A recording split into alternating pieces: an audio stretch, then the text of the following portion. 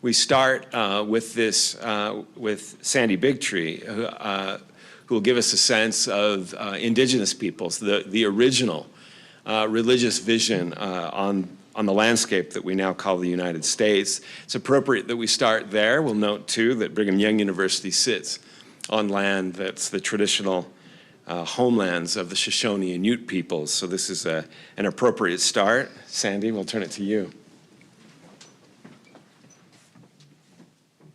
Good morning, and thank you for having me. My husband was scheduled to talk here, but he had to stay back and take care of his 92-year-old mother. So I'm filling in. He's a professor of religion at the University of Syracuse, and he was founding director of the Scano Center, which you can see in the background of the picture of the three of us. That's our little crazy rescue dog, Mickey.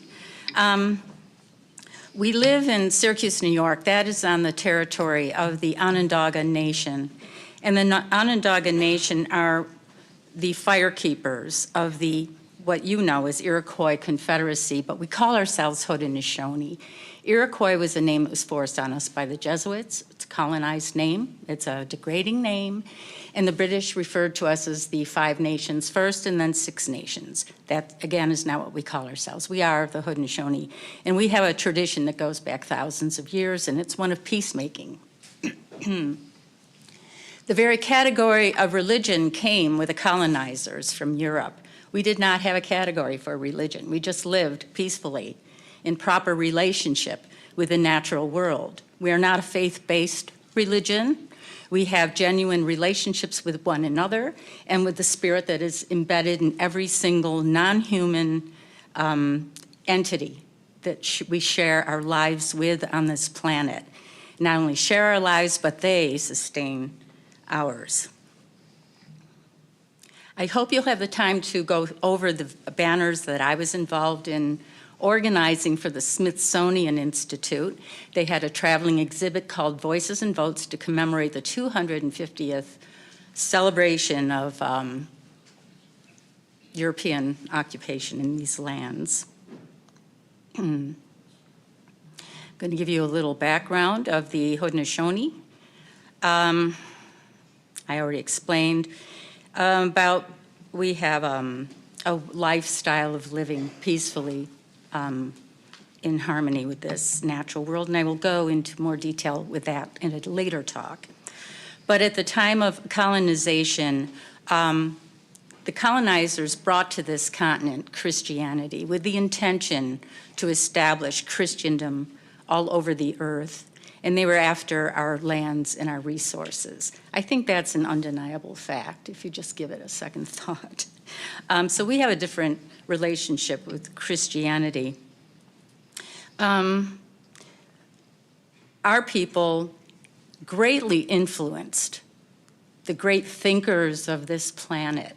We had great orators going over into Europe in the late 17th century, talking to the new Enlightenment thinkers in Europe. And new research is being published talking about those discussions way back in the 1600s.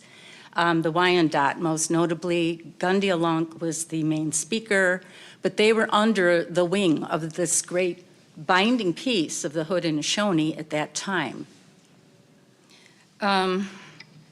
Following suit, the Onondaga and Haudenosaunee-Loyani clan representatives were meeting regularly with Thomas Jefferson, Benjamin Franklin, and many of the other founding fathers of this new experiment they were developing in Philadelphia.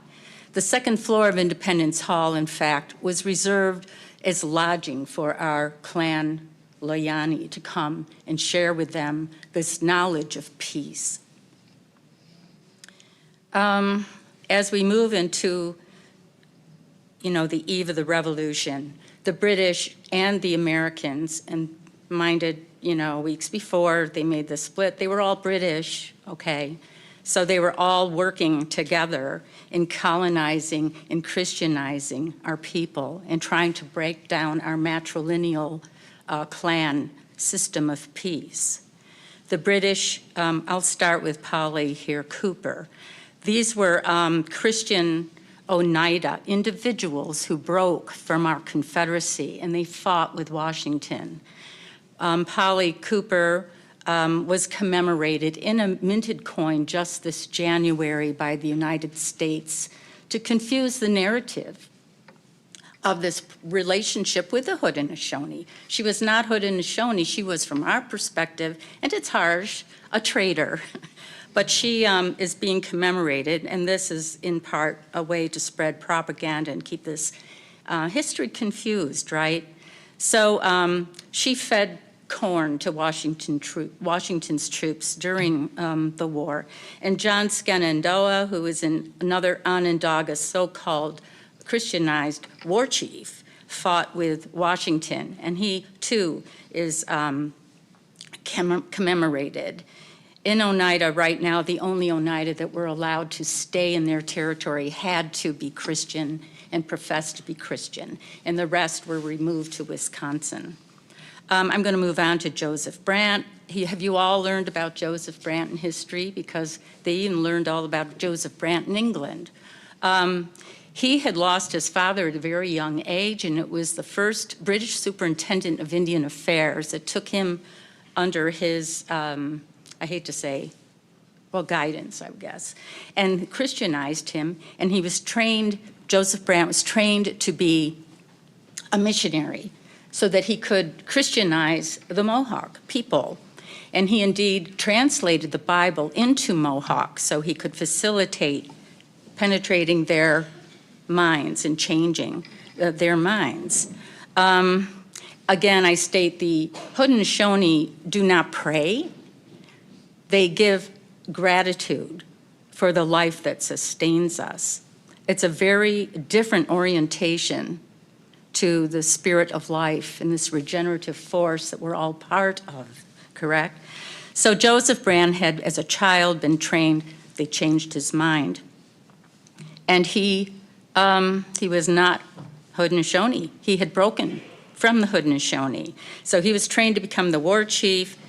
He formed an army that fought against the Americans, and I have to say 3/4 of that army were British Tories, and they were dressed up as Mohawks.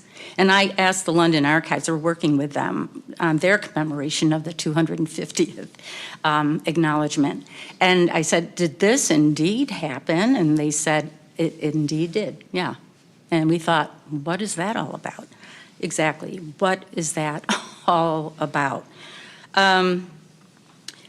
Not only that, but Joseph Brant was the first Native American Freemason, and he was given the apron officially by King George III. That's what the big deal was. It was so important that he align with the British. So moving on to the Revolution, it was his fighting with the British against the Americans at Cherry Valley that ignited George Washington's attack against all the Haudenosaunee in 1779.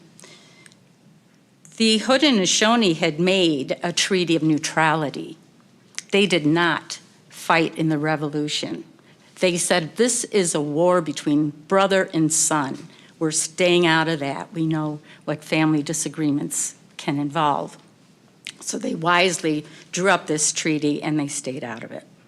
And then Washington turns around and accuses the Haudenosaunee through Joseph Brant, who was the pawn of the British, as having gotten involved in the war.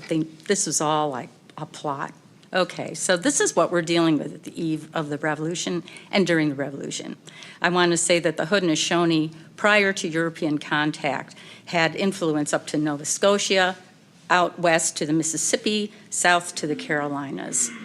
And they were the target. I guess that's enough for first.